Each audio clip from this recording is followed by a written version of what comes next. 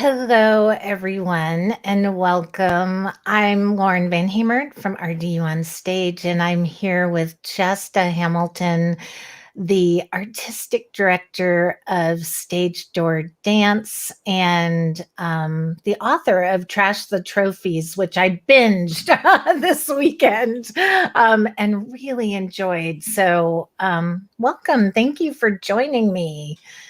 Thank you so much for having me, Lauren. I'm so excited to be here. And if you, of course, if you have any questions, and I have a feeling people might have questions tonight, feel free to put them in the chat and we will get to them and go from there. But I really enjoyed this book. I told you before we went on air that first of all, I'm not much of a reader. Most people who watch this program know that I'm not much of a reader. But and this was one of those books that I knew about, but wasn't really on my radar because I'm not really a dance person. I appreciate dance, but I don't have as much of an understanding of it as I do the theater industry. And so I was like, oh, probably not the book for me, but I enjoyed it. It's so much about business, so much about leadership, so much about life. So um, if you've been living under a rock and you haven't heard about this book, Trash the Trophies, I would encourage you to read it because it really is, it's an easy read and it's a good read and it speaks to a lot of business and life lessons and that's what I loved about it. So congratulations. It's a good book. It's so scary to put everything out there I was telling you earlier, really it's just the tip of the iceberg, but you're telling all of this stuff that you've kind of just pushed through year after year and always focusing forward, and to go back and to revisit and to be like, wow, that all happened. It's very surreal. Well, and not only that, but you are you call yourself a disruptor of the dance industry, or maybe others have called you a disruptor. And I feel like when you're doing that, it really puts you in this vulnerable place to put it all out there. It's not like you're cheering the industry. It's not an expose of the industry. It's really disrupting the industry, which is part of what I love about the book so much. Yeah. And, I never thought of myself in that term at all until I was talking to someone, a couple years ago. And she was like, you're a disruptor. You're like an Airbnb. And I was like, oh, that's kind of cool. Because nobody wakes up and is like, I'm going to be a disruptor today. It's these things happen and then you make choices based on the things that are happening. And then one day someone's saying, oh, well, you're disrupting. And it's like, oh, that's exciting. And, people have said it, time and time again, but I don't jump out of bed being like, let's see what we can shake up today. I actually hate conflict, which would shock people, but I really I don't gravitate to it, but I do believe strongly in conviction. And I think sometimes when you're living a life rooted in conviction, there's always some resistance to that. It's not always the status quo. Well, and I love that you said that.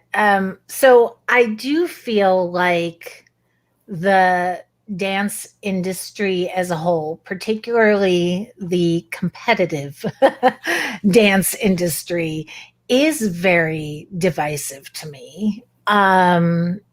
You experienced divisiveness because you walked away from the competitive industry and really wanted to focus more, I want to say, on this holistic approach to dance, which is really lovely, combining teaching technique with teaching service and teaching character, which, I don't think we teach enough of. But when you look at the world we're living in, I mean, this is such a divisive nation, society, community. What life lessons has dance taught you about conflict and coming together and healing? Yeah, I think, and it's dance and it's theater. I kind of talk about them. They are separate, but there's an overlap. Like if there was a Venn diagram, there's a lot happening in the middle between the two. And, it started for me very young, and I talk about this in the book, in losing both of my parents. And now that I'm older, I can look back and I can say that the arts they're a saving grace because they teach us adaptability and resilience and empathy.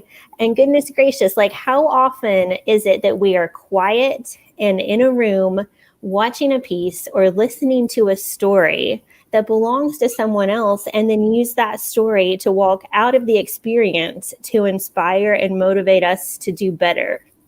So, there's just so much there. There's a lot there. And yet as I've done these interviews, I always ask people, why should students study the arts? Why is arts education so important? Why is it important to expose children to the arts? And 100% of the time, nearly 100% of the time, I get the answer that the arts teach empathy. But as I'm reading your book and navigating your book, it's not the dance industry, particularly the competitive dance industry, is not one that really teaches empathy or compassion. And so how do you find it is I know you sat on the board of North Carolina Theater. Is the theater performing arts instruction, is that model different than dance?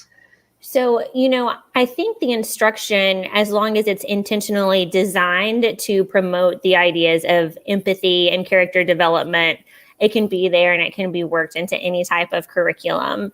The issue is, with this dance competition piece, people have so much investment going in.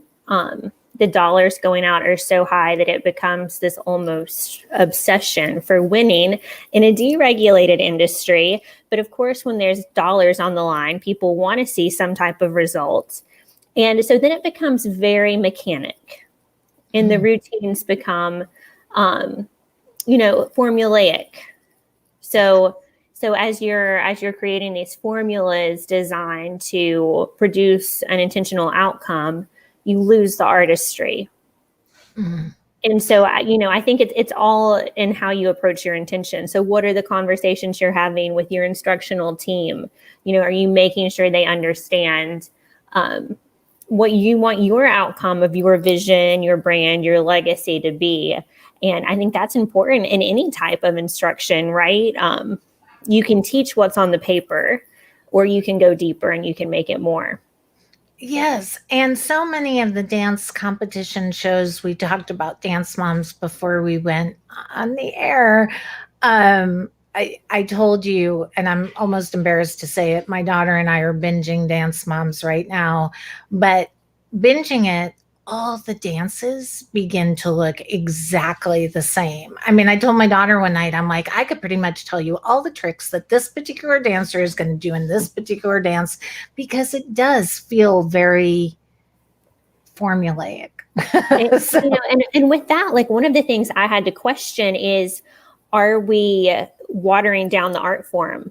Because there's this majority piece that's kind of, going into this pay to play method that is so formulaic. Like, are we missing out on creativity because somebody at some point, their opinion said this is good, so now everybody is doing that this is good? But what if somebody maybe had like something that's going to break the mold that we're missing out on? Absolutely. And it's funny, the few dances that really do try to break the mold or make some sort of political or social statement, that too almost feels like prostituting the cause, because right. Like it's like, come on, really? I mean, it's great you want to talk about texting and driving, but is that really coming from your heart, or is that coming from an intentional place, or is that coming from, oh, we're going to move the judges and get a trophy? So it's really interesting. And I do want to talk more about the competitive industry, but you mentioned your parents and you mentioned growing up. And I want to talk about something, because one thing that has struck me during COVID is how much people are leaning on the arts to get through this difficult time. You do talk about in the book how the arts helped you navigate your own childhood trauma, losing both of your parents. So how did the arts help you heal? And are you surprised that people are leaning so much on the arts right now in this crazy period? So, as I was kind of going through my childhood, I wasn't like, oh, the arts are so healing. But you get older and you work through things that have happened, and you process things. And especially as I've been so fortunate to be in this role with Stage Door Dance Productions for 12 seasons now, you look around and you see a lot. And, we've had students that have suffered their own losses. And I've watched them kind of navigate that experience. And in kind of watching them process that, I see myself and my experience. And you come to recognize, oh, well, the reason that I was leaning so into that and exploring my creativity and my imagination is because it actually becomes a coping mechanism, right? The arts are a coping tool. The interesting thing with the pandemic is that typically we are experiencing crisis on an individual basis. So the people around us, our communities, can support us, lift us up, help see us through.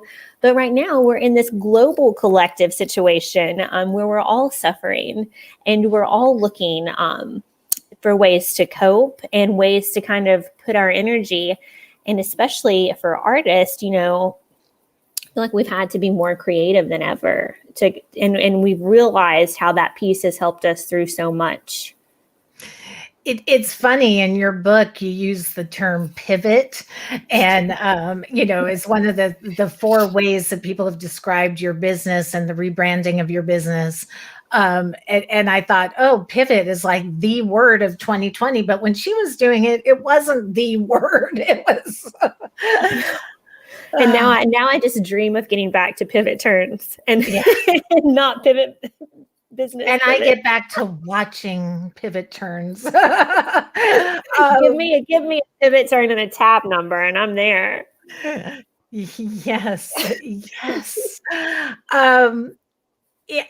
In the book, you talk about imposter syndrome, and I love this because so many artists and so many people that I speak to, they talk about this concept of imposter syndrome. And you talk about in the book, you felt that way in college, you felt that way at the peak of success of your business.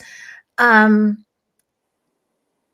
what I love in the book is kind of the differentiation of imposter syndrome versus creative intelligence. So could you speak to imposter syndrome for our audience? Yeah. So imposter syndrome has kind of become this catchphrase recently, right? Like years ago, I didn't really hear it that much. And now I feel like everybody's like, oh yeah, imposter syndrome. And I'm like, wow, where was that word like 2 decades ago?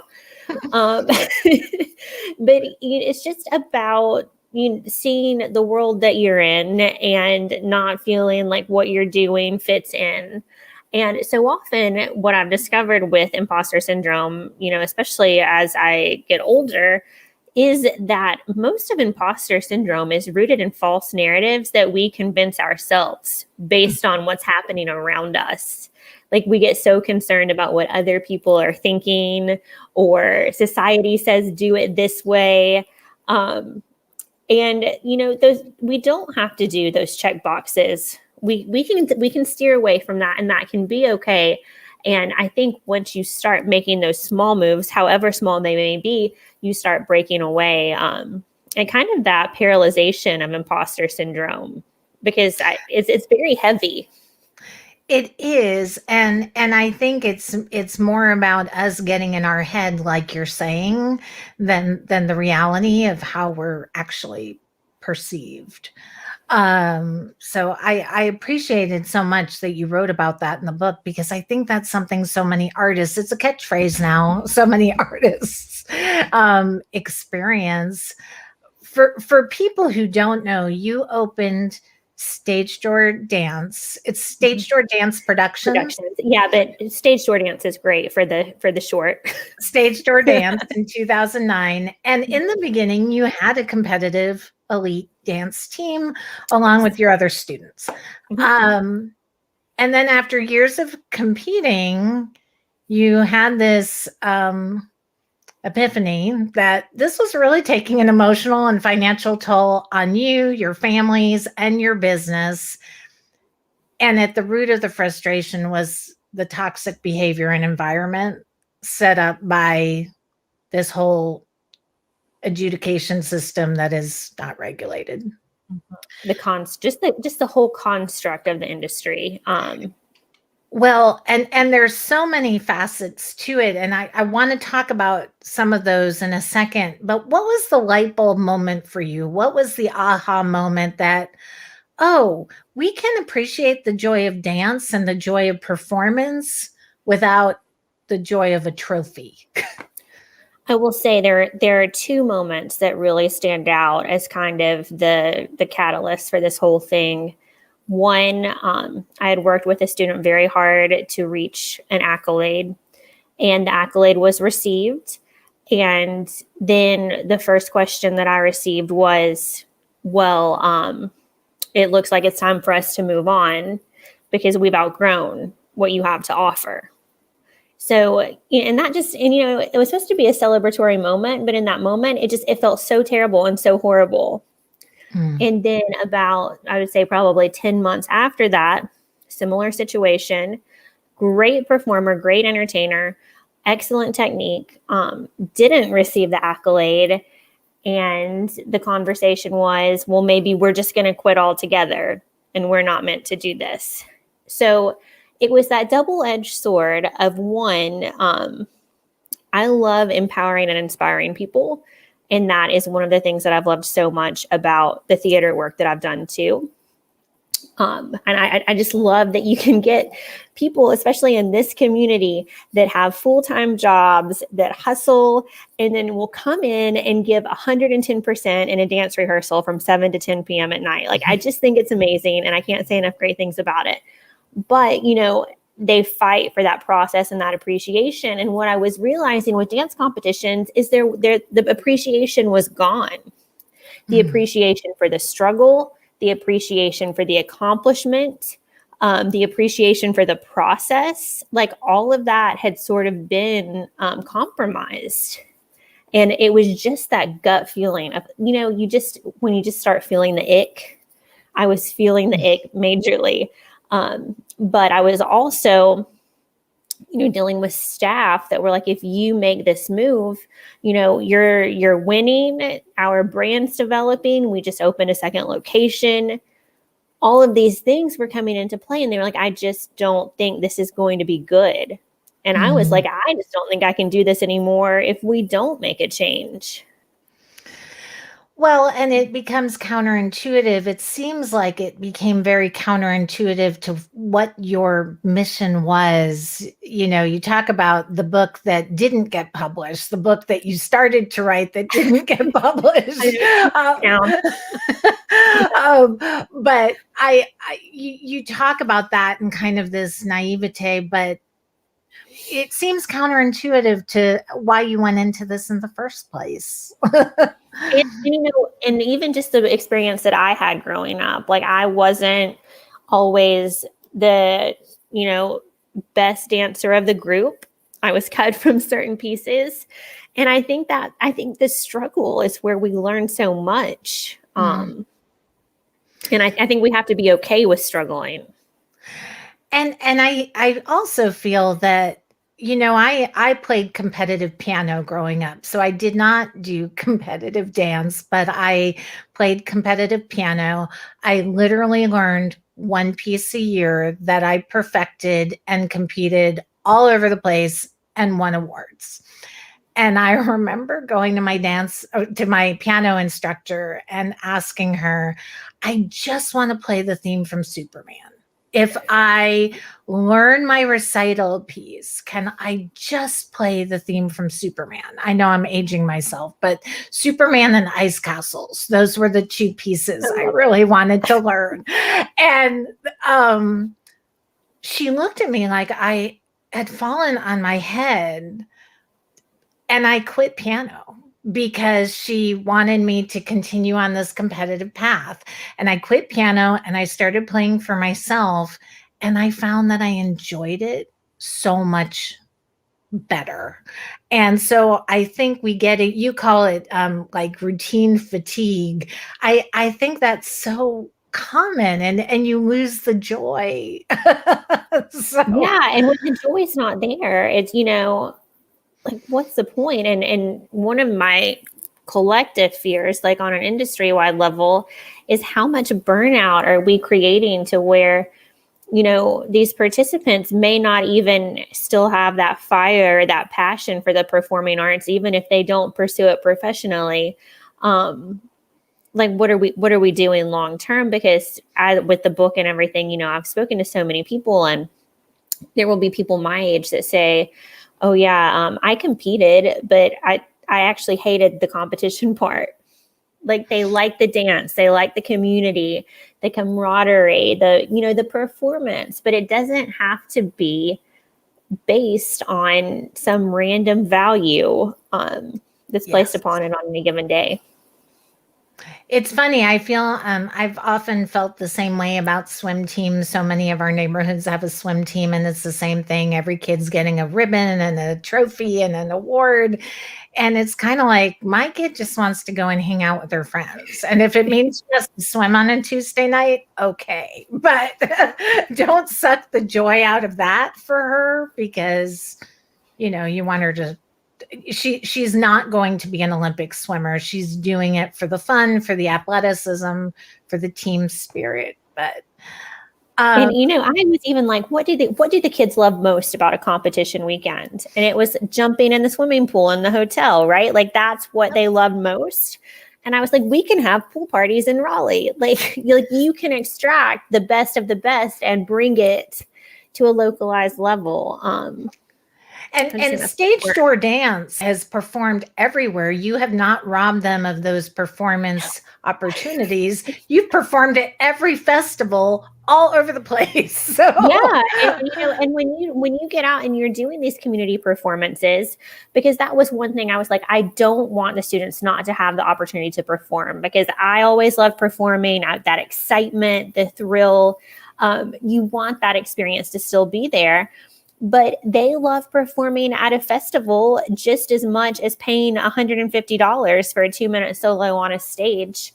And then they're also sharing the art, right? Because at a festival, there are people that are there watching that, we'll see 3 and 4-year-olds in the crowd dancing around. And it's all about using the art to spread that joy. And I think that's just so important. And they honestly perform, well, when it's, not the pandemic, they perform more in this iteration of our program than they did when it was competitive. I love that. And I think that performance experience for a real audience, not just the moms and dads in the audience and the studios in the audience, is so meaningful.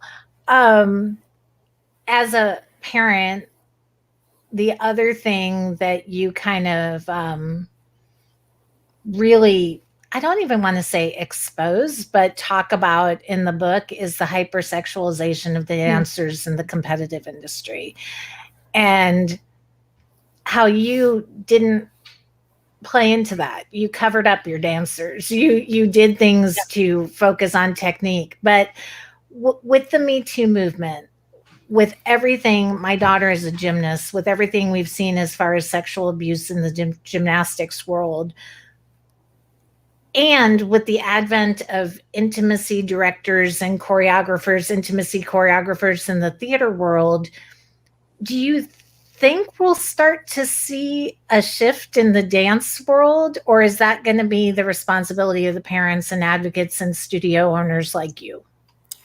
That's a great question. And every year I'm amazed that there's not more conversation surrounding this, because I think it's so important, especially when you look at how many, elementary through adolescent girls participate in dance. And this, is a huge part of their esteem and how they're going to feel about themselves on the other side. So what are we doing on this micro level that could have macro level consequences? And the hypersexualization, it's bothersome. And, a lot of studios fully support it. A lot of parents fully support it, to a degree that I can't quite understand or wrap my mind around. And, when you look at the entertainment industry and you're thinking about, performances, some of these costumes, the only place that you would see similar things would be like Vegas showgirls. Yep. Like you don't walk into a production of Annie and see people, or you don't go to Wicked and see these like crop tops. And so I think, as performing arts educators, we need to dress our students in a way that is, reflects where we're kind of directing the path. And, once you're 18, that's your thing. But I so wholeheartedly believe that children should be treated as children. Even from like a makeup perspective, we say, this is up to the parents. If you want to put on a little blush and lip gloss and make them feel a little extra special. But, we're not out there gluing the false eyelashes on, or, it's extreme. It's just extreme. And what are we robbing? You only get to be a child once. It's true. And in some ways, it takes away from the dance. It's a fine line, because a lot of times costumes will just accentuate story and make it so beautiful. And then other times you're just like, what's happening? What is there gonna, you're really fearing some sort of wardrobe malfunction because the costume is so small. My daughter's, as we've watched Dance Moms, there have been times when she's like, she's wearing a bra and panties, Mom. And I'm like, yeah, pretty much. That's, And I've seen children standing in mirrors, with the midriff exposed, comparing belly size. I've seen people trying to hold, like to see if things would hold in their collarbone. So it's just, the body, we could, it's probably an hour in itself too, but this is all synergistic, and what we do and the decisions that we make, you play into that. So what side of the conversation do you want to be on is really important. And I don't think any dance was ever compromised by the midriff being covered versus revealed. Well, and then this speaks to another issue of exclusivity versus inclusivity of the dance industry. One story, there were a couple of stories that really struck me in your book, but towards the end of the book, you talk about how the Muslim parent was able to put her child in dance because it didn't compromise their values. It didn't compromise their beliefs. You were covering up the kids. And so, and the same kind of speaks to boys in dance. We talked a little bit before we went on that you have a scholarship for boys to pursue dance. So can you talk about the exclusivity of the industry and how, by being a disruptor, you are actually, in fact, making it more inclusive? So I think inclusivity is certainly a journey, and it's one that I learn about every single day.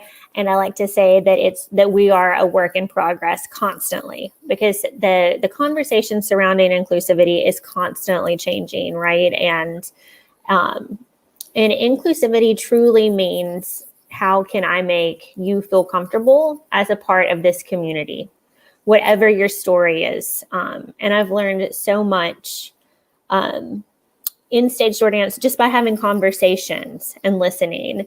And, it's the student that says, like with boys, for example, that this is the first place where they don't feel like they're kind of isolated from the girls, or where they're overlooked from the girls. So I really think inclusivity, and, we can certainly dig deeper into any piece of that, is about seeing the whole person. Who is this person in front of me, and how can I use this art to serve that person?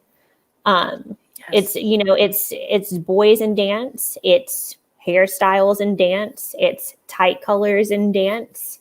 It's making sure that there's not a child that becomes that back kid in the corner, that everyone is seen. And I think that is one of the most, before we even get to dance steps, we have to say, are we seeing every child that's coming into this building?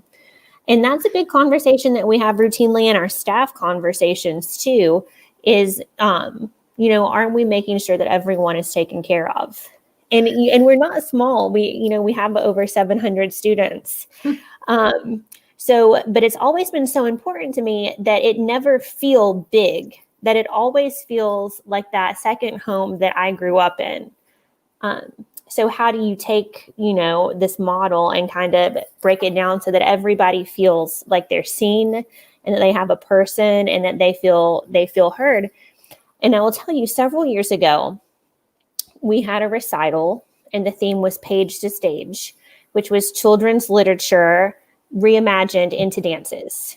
And we were staying away from like straightforward dance books, right? So we were looking at like Caldecott, Newberry List, and a lot from there. And a lot of it was animals, Velveteen Rabbit, Where the Wild Things Are. But there was also like Junie B. Jones, Fancy Nancy. And I had a mom email me because we put out a reading resource sheet for parents. And the mom said, I'm really disappointed that there are not more Black female protagonists represented in the children's literature that you have selected. And it was a gut punch, because, I said, have I intentionally missed something? How did we, because that I never, ever want someone to feel that way. So I went back and I did all of this research, and I had conversation with educators, and the reality was that the books are not making those lists. So it's a systemic issue. And, now it's so great that we have Misty Copeland, and Debbie Allen, and more voices coming to the table. But that was a wake up moment for me. And I think we all just have to be open to those moments that allow us the opportunity to be better and to hear people more, especially if they're part of our community and in our space. And I think so often kids, I kind of say I do feel that kids are going to lead the way on this inclusivity piece. There's a young man who's studying at the Pacific Northwest Ballet. He's on point. He's, he is identifying as a ballerina in some of the things that he's doing. And I think we're starting to see that cultural shift maybe with this generation. But it's up to studio owners to go with it. and to listen, we've had male students that say, hey, I would love a sparkle vest in every single color. Okay, great. Or we'll have a male student that, prefers more of a pedestrian, like the Adidas workout pants. And as long as it's coming from the right place and we're listening and we're hearing, collaboration can happen. As long as that resistance piece is kind of removed, I think that's where the magic lies. I absolutely think that too. The other thing that your book really spoke to me about is, as a pianist, as a visual artist, so as a pianist, as a child, as a visual artist, as an adult, when I first moved to Raleigh, I found that for myself, it became about getting to the finished product, which I guess in the competitive dance world would be a trophy, would represent that finished product. But I feel like we're living in this world of instant gratification where we're rushing to the finish line and we're losing sight of process. And as you've rebranded your company, your studio, I feel like you're focused so much more on process and person than that end product. And so how do you teach that to children? Because that is a value that is a tough sell to some kids. It is, especially in the world of social media that we live in, where you don't see process, you see product. And you don't see struggle or know everything that goes behind those perfect images that, fill the grid. So very early in this rebranding, one of the teens looked at me and they said, "So we're not doing dance competitions now?" And I said, "No." I said, "We're not going to do dance competitions, but we're going to be competitive at life." And that, to me, that it really resonated with that child, because it's so true. Like, when you're looking at all of these things in this journey of life that we have to pursue and go through, a dance competition is a very minute component. But if you can teach all of these things that are going to empower you, wherever your path may go, that's return on investment. And that's using the arts to create return on investment. And I think it's exciting and it's really rewarding. And, when you build that culture and you get people that back it, that's also where the magic is. And I just can't say enough about kind of the difference and the transformation and just the energy. And I love that, because you're teaching them life lessons, not just how to do one dance number or one group number or one solo and compete.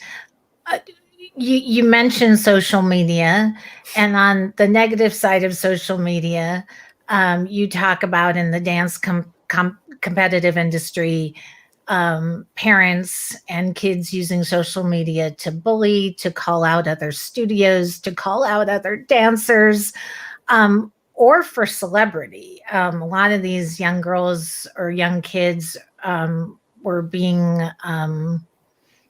exploited. They exploited and influencers, and it's kind of crazy to me.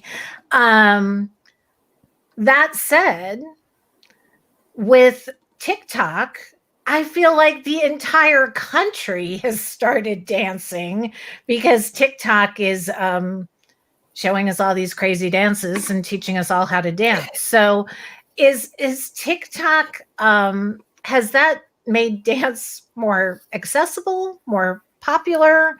Has it countered some of the crazy dance shows that we're going to talk about in a second? So, I can't decide. I think the verdict is still out on TikTok. I will tell you, we dabbled in TikTok early in the pandemic. My husband and I, we were using our dog Elvis to recreate Broadway scenes. And we did a Phantom of the Opera where we had him in his toy basket, because this was early on, we thought we were being creative, and we had the candles all around him like he was going through the Phantom's lair, and it went viral. And I was like, this is crazy. Like, what is happening? So I do think that there is this piece of TikTok that encourages art and creativity and good conversation. Of course, there's the darker side of it too, with like the conspiracy theories, and that's the side of TikTok that I haven't really experienced, but I've heard that it's out there. Or just like inappropriate language that like kids don't really need to be a part of. So, there's the good and the bad, which I think can be argued just about any platform. And it's all about education. When we try to talk a lot about social media in the studio too. But man, it's a bear. It's a bear, and it has to be discussed, because like, I can't imagine having the power of social media in my hand as an adolescent. So it is frightening. And as a parent, um, it is amazing to watch how fast children can go down a very destructive rabbit hole. I'll say that. Yeah. And I have kids, I'm one of these parents. I monitor everything my kids see. I check their phones, I check their computers. I had all the software put in on their devices. And yet I still found my kids getting into situations on social media that were mind-boggling to me, that I just could not have prepared myself for. So it's a double-edged sword for sure. But then you see things like the Ratatouille musical and people creating art and figuring out how to create art in this crazy pandemic. And that is joyful to me. So I don't know. It's like you said, jury's still out on TikTok for me too. Yeah. I don't go down the TikTok hole too much, but I have, friends that will send me videos and they're great. And it's like you said, the musicals, like even the grocery store one. Yes. They just have joy. It brings joy. And so I always believe that there's good in things that can bring joy, but there's certainly also that other side to it as well. So there are so many competition reality shows that really sensationalize dance and almost romanticize this crazy competitive environment. I guess one of the first was So You Think You Could Dance, and then Dance Moms. Now we have The Masked Dancer and World of Dance. Yes. We'll get into World of Dance in a second. That's a party unto itself. Yes. I think I've heard World of Dance more in the past, 4.5 days 4 than I've days. ever heard in my whole life. Okay, so we're going to get into World of Dance, but in general, do shows like this, do they help or hurt the dance industry as a whole? It's almost the same as TikTok. What I loved about So You Think You Can Dance, and I was a diehard, like in its early seasons, is it was so exciting to see dance in living rooms, with like the artistry and this, this push and this excitement. And it was adults, right? So we weren't using children in those first seasons. And think about all of the amazing people, that it gave a platform that are working in the industry now, Travis Wall, Mandy Moore, Tice Diorio, Mia Michael, so many names. And it was great. And then, all of these others started happening. And I can't speak to The Masked Dancer because I did try to watch the first episode, but I just couldn't. I was just like, I just don't think I can get into this. But it's all about intention again. Like, are we doing it to promote the art, or are we doing it for other gains? Is it to capitalize or exploit or what's the intention?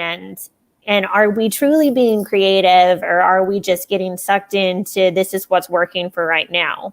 I do think with a lot of the streaming platforms, how everything in entertainment has kind of shifted in this past year, there has become a bigger opportunity for educational and exciting things like documentaries or history pieces to be more accessible, because you wouldn't go to like rent a documentary about dance or theater when they wouldn't necessarily come on, cable. So now with all of these services, we can tap into these like really amazing creative stories, like whether it's on Disney Plus or Amazon. I just watched one this weekend that was kind of about the journey of Wicked and Avenue Q and Taboo and Caroline Change. I love that documentary. So yeah, it's so good, right? Documentary. Yes. And like Bobby Lopez is so young and now he's done so much. And it's just, I don't know. They feel good.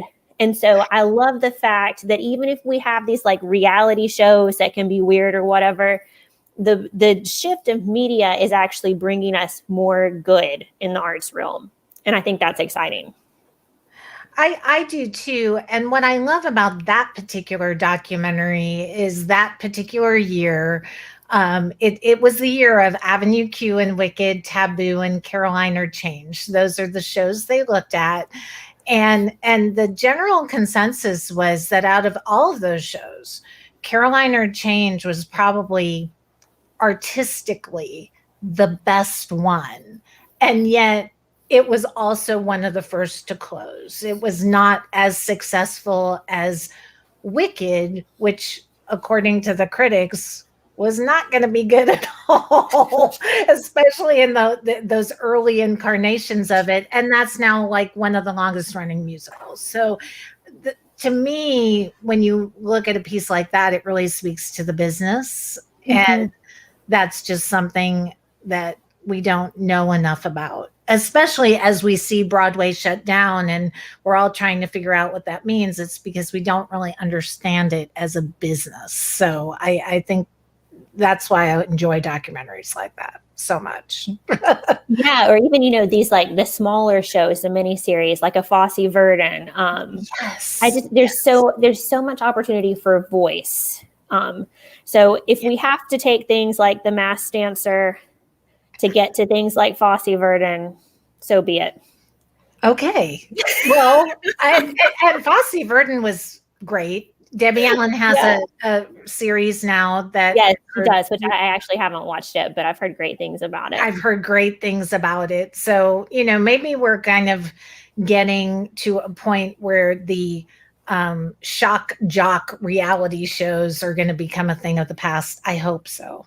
I mean, they're easy and they're quick and they don't require work, right? Like they take the viewership and they make the viewership the show.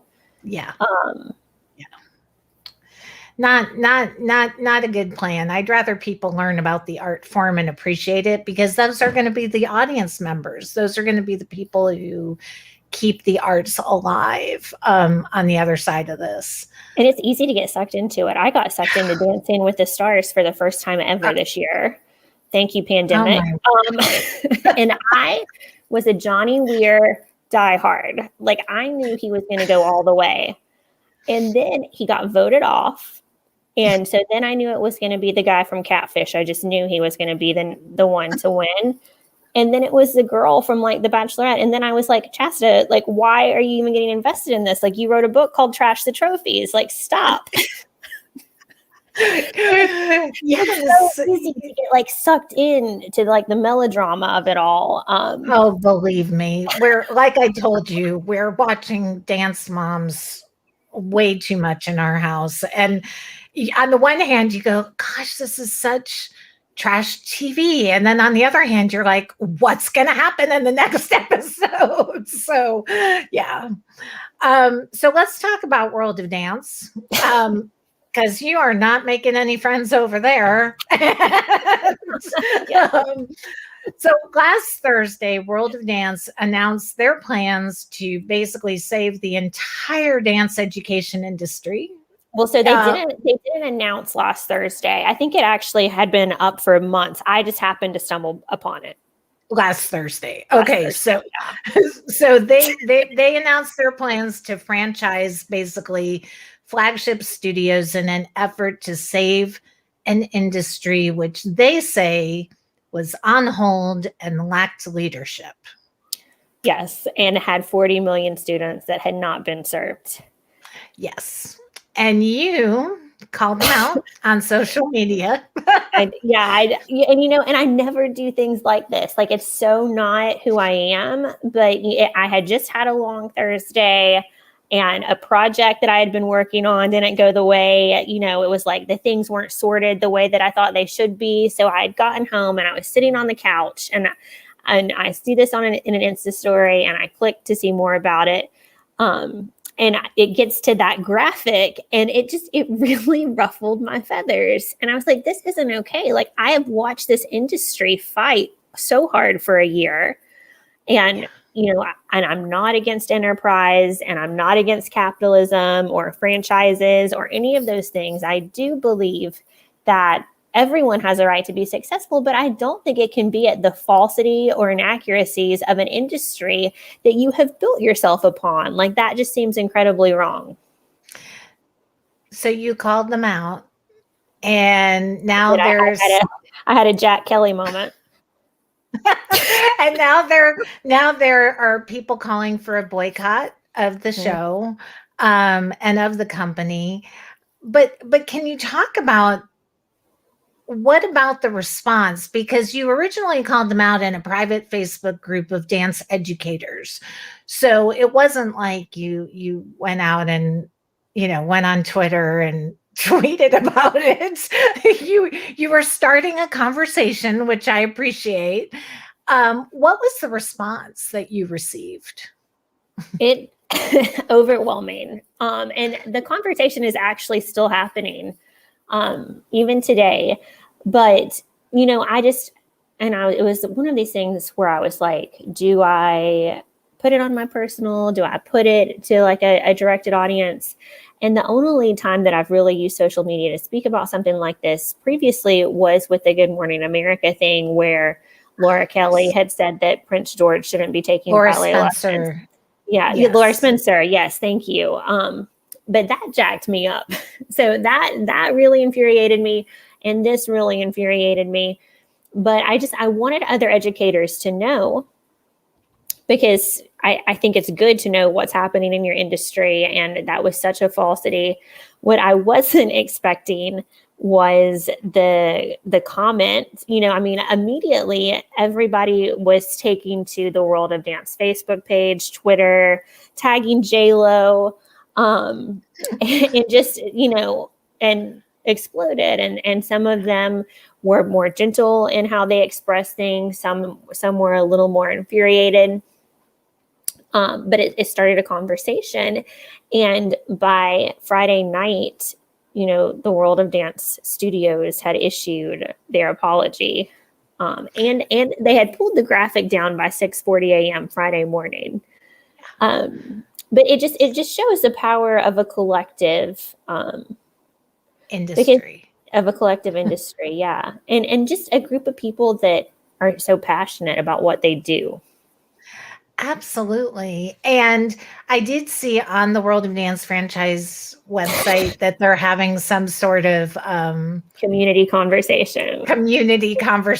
So you've sparked more conversation. I will not be attending. I will not be attending the community conversation. Okay. Well, and I think it speaks to,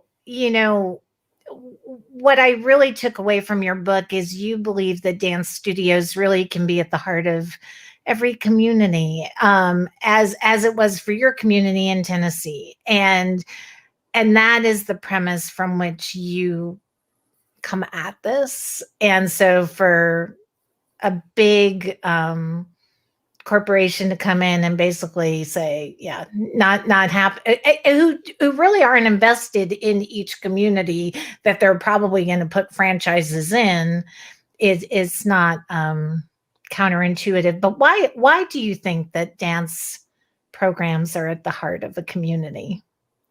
So, when I think about the World of Dance franchise, I keep thinking of like Hard Rock cafes.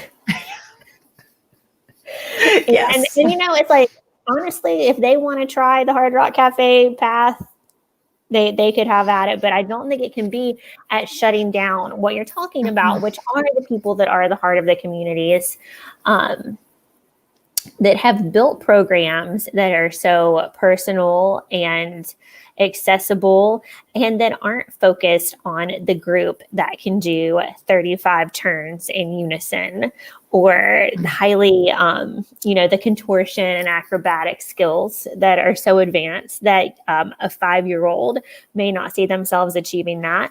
But the dance studios in the community, what they do is, they inspire those first steps they inspired that like first opportunity for a performer to take the stage. And that's so special. And that's so not what the world of dance has chosen to brand themselves as. So, and for them to do this ad that is a complete falsity of what the true dance studios have been doing as they've navigated this pandemic was just horribly offensive. And I'm really glad. I'm glad people spoke up because it means they care. They care so much. Well, and it is the power, that truly is the positive of social media. Not that I'm for cancel culture. I don't, that bothers me, but I feel like we have to hold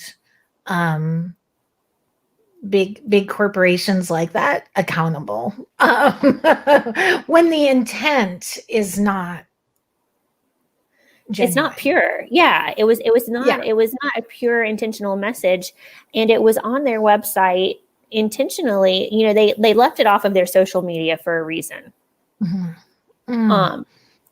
So they were presenting a misrepresentation to who they were recruiting as investors. Yeah. And that's not okay. No. When we look at dance programs, when we look at performance arts programs, I feel like, statistically, not every kid's going to become a professional dancer. Not every kid's going to become a professional actor on Broadway or performer. However, that does not minimize the importance of arts education. You talk about in your book all of the skills. I think there's pages and pages of skills. There may be 2 or 3 pages of skills that you list that arts teach children. But why is arts education so important for our kids? I say the arts teach you how to be excellent at a skill and amazing at being a human being. And we need amazing human beings in the world. And I see arts education as a path to becoming a truly amazing human. And, so many people have the fortune of being able to get private instruction, but truly we need the arts in schools. And it's one of the most important things, and we need to be taking the time to explain the power of the stories and of the lessons and of the movement, and stimulating the creative and imaginative side, because I think that's what's going to give us a really bright future, and that responsibility kind of weighs on our shoulders. So I don't think we can ever stop talking about arts education. I do too. And that during the pandemic, because, so many kids have lost out on their musicals or their chorus or their band. And that may be the only time they really get that exposure to the arts. It breaks my heart. They just announced that the Jimmy Awards is going to have a virtual presentation, which is fine. I know that there are communities in this country that are still performing and their high schools are still doing shows, and that's great. But in a community like ours, where a lot of kids were robbed of their senior shows, their last show in high school. I know so many kids who were robbed of that experience to have. And there was no Triangle Rising Stars in May, as there usually is. I know they're going to pivot and figure something out, but it did make me kind of sad that the Jimmy Awards was going forward, because I think there's a lot of kids that are going to be robbed of that special experience. There's a lot of kids. I choreographed for Athens Drive and have for years, and our musical was the weekend of March 14th last year. So we got to play 2 shows before it was over. But they missed 2 shows, and, they may not get a spring semester musical this year. So then those students are basically losing out on half a high school theatrical experience. Yes. And it's very sad, because I did not aspire to be a performer, but I did participate in our high school musicals, our high school shows, and those performance experiences meant everything to me at the time. So it's so exciting because I did the same thing in high school, and I was just, I was in the ensemble, and it's the process, and it's the community, and it's putting something together and then achieving this like end final product and getting that energy from the audience. That's so special. So what I don't want to get lost from all of this is that we can sacrifice anything that we had prior to this on the other side of this. Like, it's all very necessary that it come back, even if it takes a little time to fully get there. But one thing you do mention in the book is that some things, like some of these virtual classes, might stick around because it gives you this almost global platform. So, is there a piece of this virtual world that we're living in that should stick around afterwards, that is making it accessible for people in maybe more rural communities who don't have a dance studio near them? Yeah, I think that's an interesting question, especially as we keep moving through the months and the pandemic fatigue continues to increase. I think there may be a period where everybody may just be like, let's not Zoom for like a year. But then they're going to feel refreshed, and then they're going to be like, oh, but remember, I could connect with people in 10 states and it was so easy. And energizing. So I think we're going to find ways to keep, the best of the experience while also getting back to the fullness of those interpersonal interactions that we're all craving. So, what I loved about this book, and the book is called Trash the Trophies, and I would highly recommend it for anybody who is interested in business, interested in the arts, interested in arts education. But there are a lot of leadership lessons in the book as well.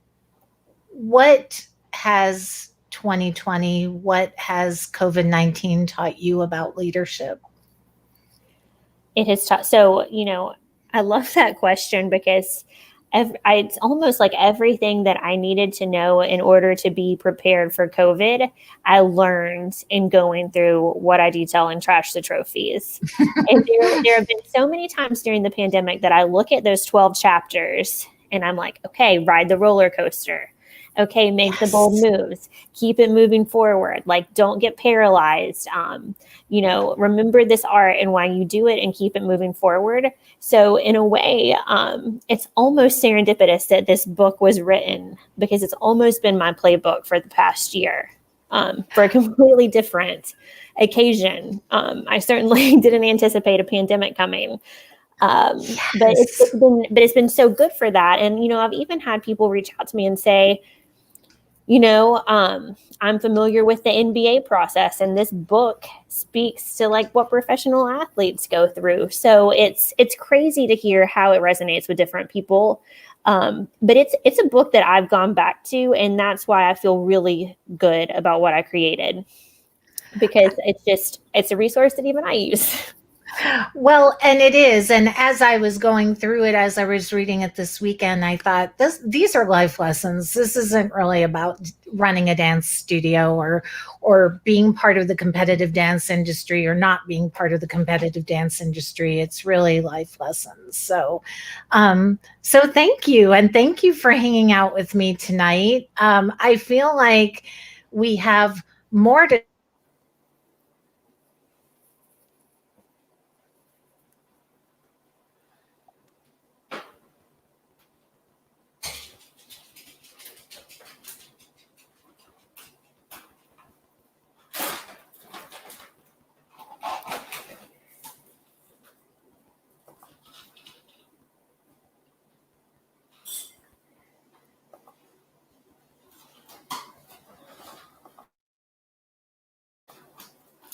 Can you hear me, Lauren? I can hear you. Can you hear me? Yes, now I can. Okay, sorry about that. Technology is not my friend, but at least it happened at the end of the interview. But thank you so much for this. I feel like we have a springboard to many more conversations about business, about exclusivity in dance. I just feel like there's so many more conversations to be had. So I'm so glad I got to meet you and hang out with you. And I hope we have more conversations like this. Yes, this has been such a delight. And I do want to say one thing about the book, since we were talking about World of Dance. Before I posted on that group on Thursday night, I pulled the book out and I opened to the chapter where it says, move the needle, ignite the change, make it better. And I was like, am I following these three things? And the answer was yes. So that's when I knew that would be the right path to take. Well, and it's about being bold. It's about, like you said, moving the needle, but being bold. And I think as women, we're not always taught to be bold. So I love that you're empowering girls and women through your other through your nonprofit. You just have so many things going on that are really positive for so many of our kids. So thank you for that. And everybody, I would encourage you to read this book and visit stagedoordance.com. If you have a child interested in dance, because you have classes we talked about before we went on air, you have classes that have resumed in person. You did pivot right away to the online programs. So do you have ongoing classes? Are they by semester, similar to semesters that we have in schools? How's that work? We usually run with a full season that runs alongside the academic calendar year. So our main season enrollment, 2020 to 2021 season, that enrollment closes on February 28th, but there is still time to join. And we are also already enrolling for our summer 2021 session. And then 2021 to 2022 will be out around mid-March. Excellent. So you can visit the website on your screen and check out the class offerings and check out the book. Thank you again for this. Everybody come back on Wednesday night. We're going to be coloring. We're going to be talking about coloring and mindfulness, and another book that I've also enjoyed this past month, Life at Hamilton. Coloring Broadway and RDU on Stage are co-hosting a virtual coloring night. So come to that. It's a free event, but registration is required. So you can be in the Zoom room with us coloring, and we can be all together. So check that out on the RDU on Stage Facebook page. Thank you so much, Chasta. And just stay safe and healthy. Thank you so much, Lauren. I can't wait to see you again soon. Yes. And thank you, everyone, for joining us. If you joined us late, this will live on Facebook and YouTube. You can see it on the RDU on Stage platforms, on social media, and it'll be on the website in a couple of days. So thank you, Chasta, and have a great evening and great, stay warm. It's gotten cold, so just stay warm. Please let it warm up soon. Yes. All right. Thanks, everyone. And we will talk to you soon.